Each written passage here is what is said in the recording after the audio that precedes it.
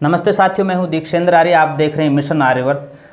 वर्तमान समय में सोशल मीडिया पर सबसे ज़्यादा प्रभावित करने वाला, आकर्षित करने वाला और प्रेरणा देने वाला कार्यक्रम है आर्य बाल प्रतिभा। उसी का एक एपिसोड आप देख रहे हैं। आपने पिछले एपिसोड में देखा प्रेक्षा ने किस प्रकार से वैदिक प्रश्नों के बहुत सटीक जवाब दिए। आज प्रेक्षा दूसरे एपिसोड में हमारे साथ उपस्थित है। प्रेक्षा, आपका स्वागत है आज के इस कार्यक्रम में। धन्यवाद। हम इससे पहले के सवालों का सिलसिला शुरू करें, प्रेक्षा से उनका परिचय जानते हैं। प्रेक्षा, आपका परिचय दें। मैं रोहतक से बोल रही हूँ। आप सभी को मेरा नमस्ते। मेरे दादाजी का नाम है श्री नफेस सिंह और मेरे पिताजी का नाम है श्री प्रदीप कुमार और मेरी माताजी का नाम है श्रीमती चंद्रप्रभा। तो प्रेक्षा, जिस तरह से आपने पिछले कार्यक्रम में सवालों के जवाब दिए थे, आप पूरी तैयारी से हैं? जी हाँ। मैं शुरू कर दूं अपने सवाल? जी हाँ। तो हम अपने सवाल शुरू करते हैं प्रेक्षा से। सबसे पहला मैं सवाल पूछूं उससे पहले मैं आपसे निवेदन कर दूं, आप भी अपने बच्चों को इसी तरह से तैयार करवा सकते हैं जिस तरह से मेरे सामने सवालों का जवाब देने के लिए प्रेक्षा बैठी हुई है। हो सकता है आपके परिवार का एक छोटा सा बच्चा वो भी इस मंच पर आकर के वैदिक सवालों का जवाब दे। प्रेक्षा, आपसे पहला सवाल है आज के इस कार्यक्रम का। ईश्वर को प्रजापति क्यों कहा जाता है? सब प्रजा का पालन करने से इस ईश्वर को हम प्रजापति कहते हैं। दूसरा प्रश्न, क्या उस ईश्वर का नाम इंद्र भी है? जी हाँ, परम ऐश्वर्यवान होने से हम उस ईश्वर को इंद्र भी कहते हैं। तीसरा प्रश्न, उस ईश्वर का नाम प्राण क्यों है? सबका जीवन मूल होने से ईश्वर को हम प्राण भी कहते हैं। अगला प्रश्न है, उस ईश्वर का नाम ब्रह्म क्यों है? सबसे बड़ा होने से और सारे जगत को बनाने से ईश्वर का नाम ब्रह्मा भी है। ईश्वर को विष्णु क्यों कहते हैं? सर्वत्र व्यापक होने से उस ईश्वर का नाम विष्णु है। क्या उस ईश्वर का नाम रुद्र भी है? या रुद्र क्यों है, ये मैं पूछ सकता हूँ आपसे? जी हाँ, बिल्कुल ईश्वर का नाम रुद्र भी है। दुष्ट कर्म करने हारों को दंड देकर रुलाने से उस ईश्वर का नाम रुद्र है। तो ईश्वर का नाम शिव क्यों है? मंगलमय और कल्याण करता होने से ईश्वर का नाम शिव है। ये आप एक एक करके प्रश्न पूछ रहे हैं और लगभग 100 से ज़्यादा नामों की व्याख्या महर्षि दयानंद सरस्वती ने सत्यार्थ प्रकाश के प्रथम समोल्लास में की है। उन्हीं नामों की क्या ये नाम ईश्वर के हैं, उनके बारे में प्रेक्षा बता रही है। इससे पहले कि प्रेक्षा से आगे के प्रश्न हम पूछें, उनकी थोड़ी सी व्यक्तिगत ज़िंदगी के बारे में बात करते हैं। प्रेक्षा, आप अपने जो सब्जेक्ट पढ़ते हैं उनमें सबसे ज़्यादा अच्छा सब्जेक्ट आपको कौन सा लगता है? मुझे मैथमेटिक्स सबसे अच्छा लगता है। उसका पीछे कारण क्या है? क्योंकि मैथमेटिक्स में जब हमारा एक क्वेश्चन होता है, अगर वो बिल्कुल ठीक जाए तो हमें पूरे नंबर पड़ता है। अगर हम बात करें इंग्लिश सोशल स्टडीज़ की, उसके अंदर हम जब क्वेश्चन के आंसर देते हैं तो उसमें नंबर कटने का बहुत डर होता है। इसलिए मैथ्स में सही है। और एक ही चीज़, अगर हम एक चीज़ को समझ लेते हैं तो उससे पूरा चैप्टर हमारा हो जाता है, क्लियर हो जाता है। हाँ जी। तो आपका एम क्या है ज़िंदगी में, बनना क्या चाहते हैं आप? मेरे जैसे दादाजी हैं वो भी टीचर हैं और मेरी मम्मी भी पापा भी, तो मैं भी बड़े होकर टीचर बनना चाहती हूँ। मैं एक कॉलेज में लेक्चरर, मतलब वहाँ पे प्रोफेसर बनना चाहती हूँ। और मैं चाहती हूँ कि मैं सभी गरीबों की सहायता करूँ, उनके लिए स्कूल खोलूँ, वो फ्री में मुफ्त में वहाँ पे अपना पढ़ सकें, उनकी मतलब ज़िंदगी में वो भी कुछ कर सकें, उन सभी को भी मौका मिले। अगर मेरे को अच्छा लगा कि सभी गरीब लोग अपना अच्छी तरह से ध्यान दे रहे हैं तो मैं उनके लिए इतने सारे स्कूल खोल दूँगी कि वो सभी मुफ्त में अच्छी तरह पढ़ें, किसी को भी किसी चीज़ की कमी ना हो।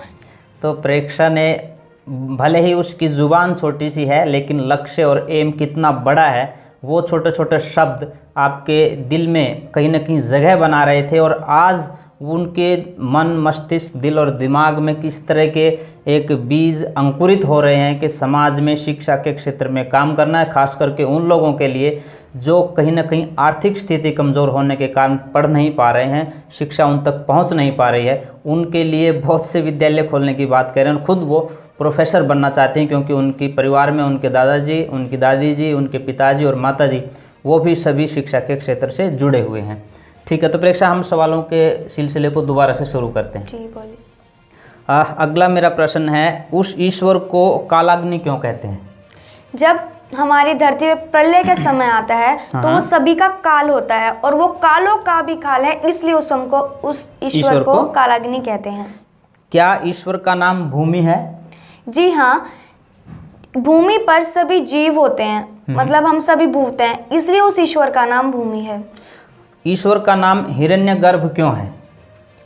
सूर्य आदि जैसी तेजस चीजें, पदार्थें का गर्भ है जो, अर्थात निवास स्थान है, इसलिए उस ईश्वर का नाम हिरण्यगर्भ है। आज का पूरा एपिसोड ईश्वर के विषय के ऊपर केंद्रित है। आप लोग भी ध्यान से सुने। और जो समाज में अलग अलग तरह की मान्यताएं चलती हैं, जड़ताएं चलती हैं, कई धर्म के नाम पर जो आडंबर चलते हैं, उनमें और वैदिक संस्कृति में कितना अंतर है, वैदिक दृष्टि से हम ईश्वर को किस रूप में मानते हैं, जानते हैं और उसकी प्रार्थना उपासना करते हैं, उस सारे विषय के ऊपर आज प्रेक्षा सवालों के जवाब दे रही। प्रेक्षा, आपने बहुत अच्छे से अब तक सवालों का जवाब दिया है। मेरा अगला प्रश्न है आपसे, क्या ईश्वर का नाम वायु भी है? जी हाँ, ईश्वर का नाम वायु भी है। वायु सभी बल्लेवानों में बलवान है, हम सभी का जीवन है और प्रलय भी वही करती है, तो इसलिए उस ईश्वर का नाम वायु भी है। क्या ईश्वर का नाम तेजस भी है?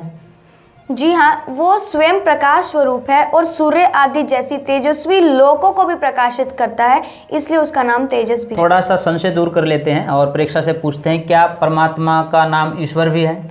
जी हाँ, परमात्मा का नाम ईश्वर भी है।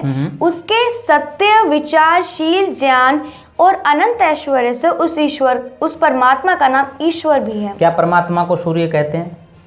जी हाँ, वह स्वयं प्रकाश स्वरूप है और हम सभी को भी प्रकाशित करता है, इसलिए हम उस भगवान का नाम सूर्य भी है। क्या परमात्मा को देव कहते हैं?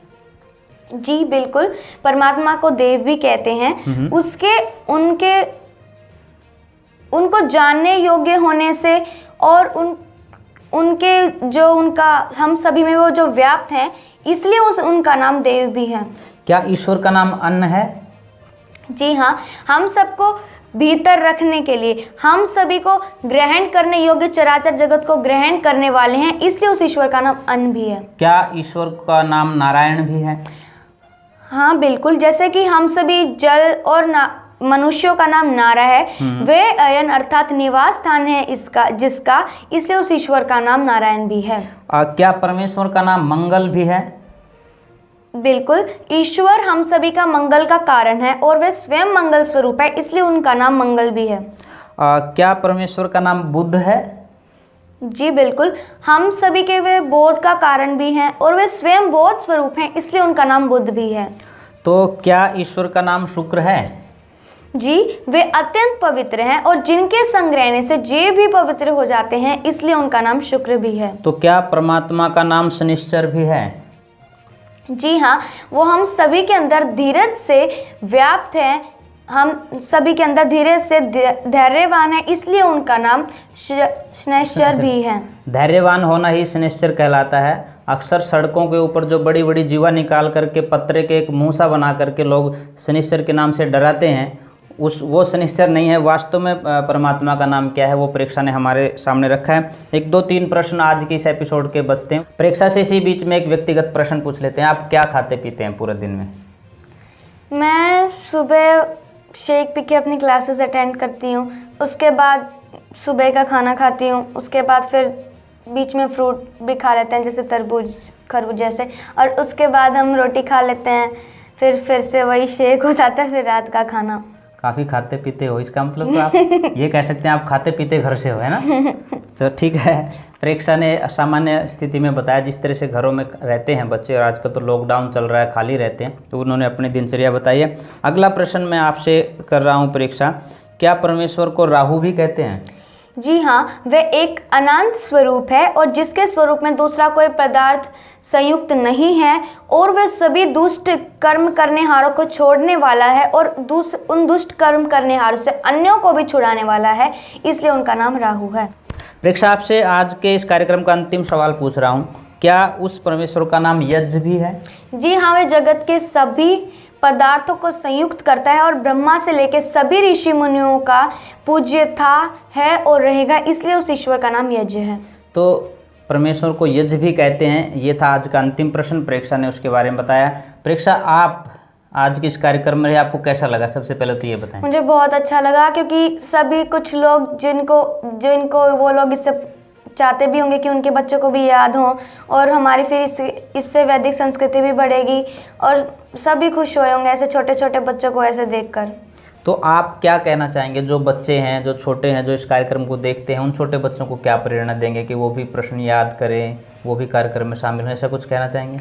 जी हाँ, आप सभी प्रश्न याद कर सकते हैं। आप सभी के पास 6 जून तक समय है, आप सभी वीडियो भेज सकते हैं। मैं आपसे ये विनती करूँगी कि आप लोग भी अपने बच्चों को ये प्रश्न सिखाएं, ताकि जिससे हमारी संस्कृति भी बढ़ सके और लॉकडाउन में बच्चे नई चीज़ें सीख सकें। तो प्रेक्षा ने जो है चैनल के लिए भी अपील की है, मैं प्रेक्षा का धन्यवाद भी करता हूँ। इतना निवेदन करूँगा कि इस वीडियो को ज़्यादा से ज़्यादा सोशल मीडिया फॉर्मेट के ऊपर, चाहे व्हाट्सअप है, फेसबुक है, ट्विटर है, उसके ऊपर शेयर कीजिए और ज़्यादा से ज़्यादा बच्चों तक ये वीडियो पहुँच जाए, ऐसा कुछ न कुछ प्रयास आपके माध्यम से भी होना चाहिए। आर्य बाल प्रतिभा के ये विशेष कार्यक्रम है। यदि आप भी चाहते हैं कि आपके बच्चे इसमें शामिल हों तो उनको प्रश्न याद करवाइए। आप अपने पास से वीडियो रिकॉर्ड करके भेज सकते हैं या स्क्रीन पर दिया गया जो नंबर है 9354840454 9354840454, आप इस नंबर पर व्हाट्सअप करें वीडियो को और हमें कॉल करके बता दें तो वो वीडियो एक्सेप्ट कर लेंगे। या यदि आप चाहते हैं कि आप खुद स्टूडियो में आकर के रिकॉर्डिंग करवाएं तो आप टेलीफोन करके एक बार समय ले लें और उसके बाद आप अपने बच्चों को रिकॉर्डिंग के लिए लेकर के आ सकते हैं। प्रेक्षा, आप आज इस कार्यक्रम में आपका बहुत बहुत धन्यवाद। तो जुड़े रहिए मिशन आर्यवर्त से और वैदिक संस्कृति से। वीडियो को ज़्यादा से ज़्यादा शेयर करें, लाइक करें और यदि अभी तक आपने चैनल को सब्सक्राइब नहीं किया है तो प्लीज़ चैनल को सब्सक्राइब कर लें। धन्यवाद, नमस्ते।